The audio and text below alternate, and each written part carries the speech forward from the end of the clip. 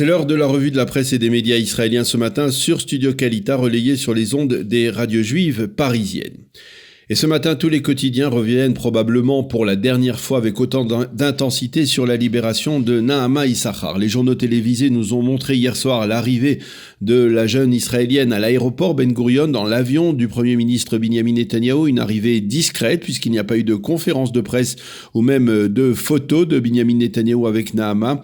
Probablement parce que d'une part, la jeune femme a reconnu qu'elle était un peu en état de choc face à cette nouvelle situation et peut-être aussi parce que dans l'entourage de Binyamin Netanyahou, on a estimé que l'essentiel avait été fait et dit et qu'une conférence de presse aurait peut-être donné un goût d'exagéré à ce que certains ont appelé le festival Nahama Issachar. Et ce matin, le Israël Hayom nous montre donc une photo de Nahama entourée de sa très proche famille au domicile de sa sœur et de sa mère à Rehovot, en train de savourer son premier repas de femme libre après quelques 10 mois d'emprisonnement dans les prisons russes. Le Israël Hayom donne justement la parole à sa sœur, Liat Goldberg, qui est venue spécialement des États-Unis pour la retrouver et qui affirme que la libération de Nahama est son cadeau d'anniversaire. Le Yediot Aharonot, lui, nous montre Nahama avec sa mère Yafa, qui a été le véritable catalyseur de la campagne qui a permis d'accélérer sa libération. J'ai rêvé de voir le coucher de soleil et de manger du houmous, a déclaré Nahama, des rêves qui se sont concrétisés hier soir dans l'avion de Binyamin Netanyahou. Et sa mère affirme que lorsqu'elle a vu le coucher de soleil à travers le hublot de l'appareil, Nahama s'est mise à pleurer. Et puis en marge, la chaîne 12 nous a présenté hier soir l'Israélienne qui a été la première à rencontrer Nahama Issachar hier matin à sa sortie de prison. Il s'agit de la consul d'Israël à Moscou, Yafa Olivetsky. Elle a reçu hier matin un coup de téléphone urgent lui demandant de se présenter à l'entrée de la prison. Nahama était encore détenu. Lorsque je l'ai vu, ma gorge s'est nouée, nous nous sommes enlacés. La consul a raconté à la chaîne 12 les 10 mois de détention avec de nombreuses visites donc dans la cellule de Nahama Issachar, de nombreux instants de détresse et au bout du compte donc de beaux instants de joie et de libération. Voilà ce que l'on peut lire ce matin autour de cette affaire Nahama Issachar qui fort heureusement se termine particulièrement bien. La campagne électorale israélienne devrait dès le début de la semaine prochaine reprendre ses droits après les derniers événements marquant de ces 10 derniers jours, mais une constatation s'impose en dépit des événements majeurs qui se sont produits durant cette période assez exceptionnelle, comme la présentation du plan Trump, le rassemblement à Yad Vashem, la libération de Nahama Issachar. Eh bien, il n'y a pas apparemment le moindre changement dans les intentions de vote des Israéliens, telles qu'elles se reflètent dans les derniers sondages. Mercredi soir, les sondages présentés par les 3 chaînes de télévision montraient clairement la même tendance, un écart qui se réduit légèrement entre le Likoud et Bleu-Blanc, mais pas de modification au niveau des blocs, avec toujours cette parité quasi semblable. 56 mandats pour le bloc de centre-gauche, 56 pour le bloc Likoud orthodoxe, avec toujours le parti d'Avigdor Lieberman qui fait office de balancier.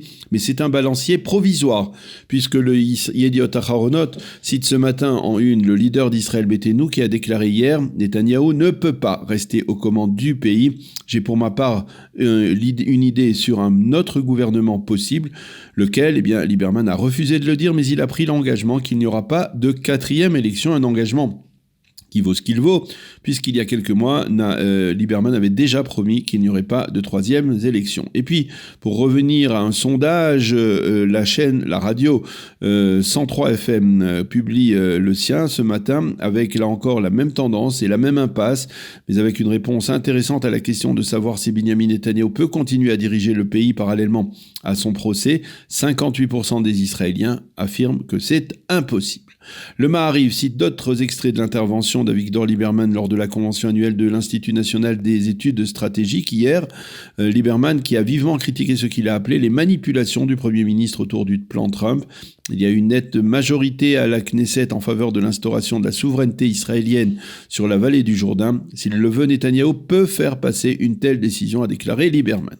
Et justement, ce dossier de l'instauration de la souveraineté israélienne sur la vallée du Jourdain et sur les localités de Judée et Samarie fait la une du Israël Hayom et du Yediot Aharonot. Le Yediot parle de l'embarras israélien face au coup de frein très net donné par l'administration américaine autour du vote par le gouvernement Netanyahou de la mise en application de cette souveraineté. Et Shimon Shifer Le vétéran des analystes politiques du Yediot écrit ce matin dans le quotidien que Netanyahou ne dispose plus de joker politique qui lui permettrait de remporter les élections. Son périple à Washington puis à Moscou devait rappeler à l'électorat israélien sa dimension de chef d'État et que lui seul est capable d'être à la fois aussi proche de Donald Trump que de Vladimir Poutine, mais Jared Kushner a tempéré l'enthousiasme de Netanyahou et l'a conduit à comprendre que Washington n'accepterait pas l'annexion immédiate des localités juives et qu'il n'était pas possible, comme l'aurait souhaité Benjamin Netanyahou, de mettre en application une clause de ce plan de paix au détriment d'une autre.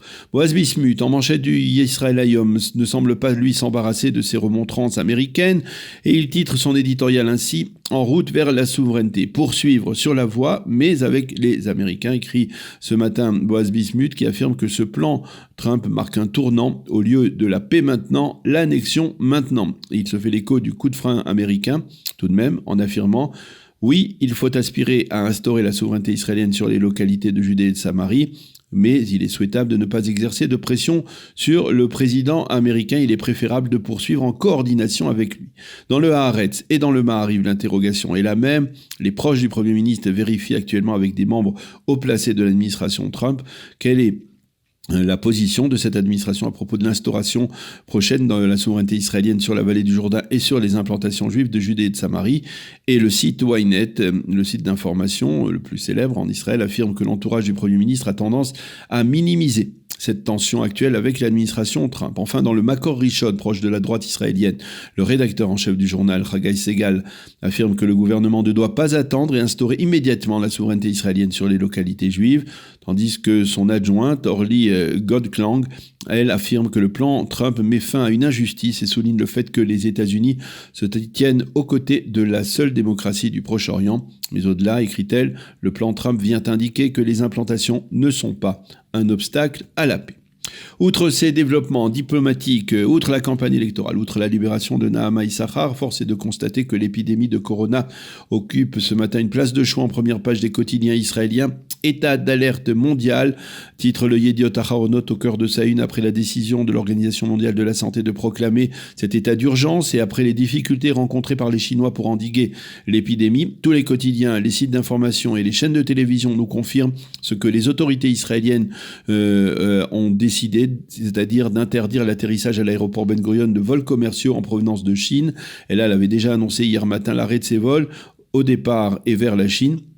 Et le ministre israélien de la Santé, Yaakov Litzman, qui a pris cette décision dramatique hier, l'a prise afin d'éviter que l'épidémie ne frappe Israël, bien que jusqu'à présent, on n'a décelé aucun cas de corona sur le territoire israélien. Le site Ynet annonce enfin que les Israéliens qui ont commandé des produits chinois sur Internet risquent bien de les attendre longtemps.